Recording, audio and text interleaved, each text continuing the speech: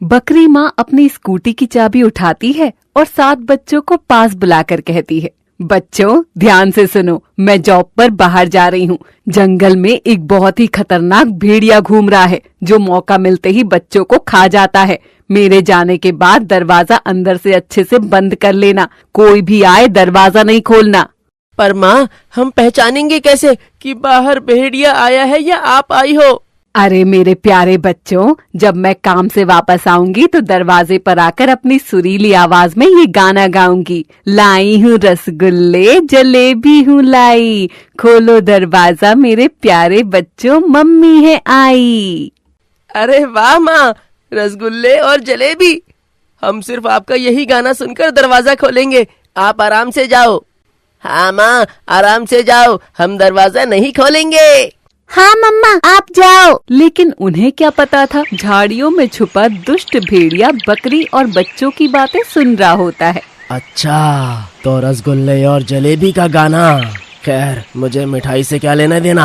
आज तो 7 रसीले बच्चों की दावत पार्टी होने वाली है। बकरी के जाते ही भेड़िया तुरंत घर के पास जाकर दरवाजा खटखटाता है और गाना गाता है।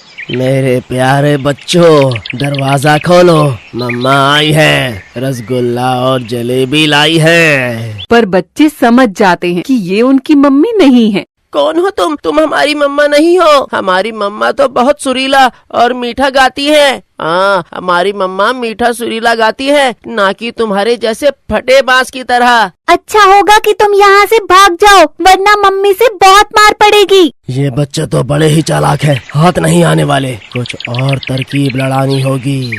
फिर भालू की दुकान पर पहुँचता है और गुस्से में अपनी लाल आंखें दिखाता है। अरे ओ भालू, चल जल्दी से अपनी दुकान का सबसे मीठा 1 किलो शहद निकाल कर दे, मुझे अपनी आवाज सुरीली करनी है। नहीं भेड़िए भाई, मैं तुम्हें शहद नहीं दूंगा, पहले ही तुम मुझसे इतना सारा उधार ले चुके हो। अरे ओ चपड़गंजू, ज्यादा मत बोल, अगर सीधे से शहद नहीं दिया तो तेरी ये दुकान तहस नहस कर दूंगा और तुझे इस जंगल से हमेशा के लिए भगा भी दूंगा, याद रखियो।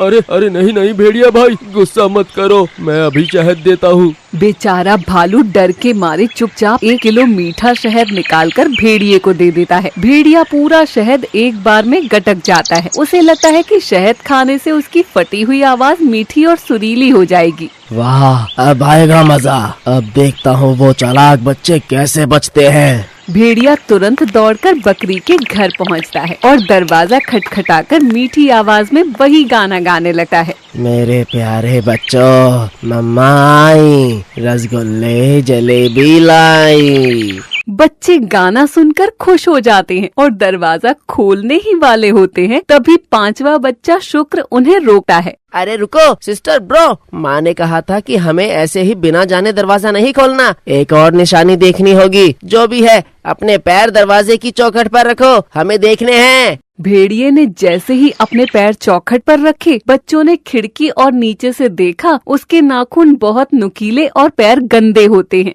भाग जाओ यहाँ से, तुम हमारी मम्मा नहीं हो। हमारी माँ के पैर इतने डरावने और बदबूदार नहीं है, हमारी मम्मा के पैर तो सुंदर और गोरे हैं।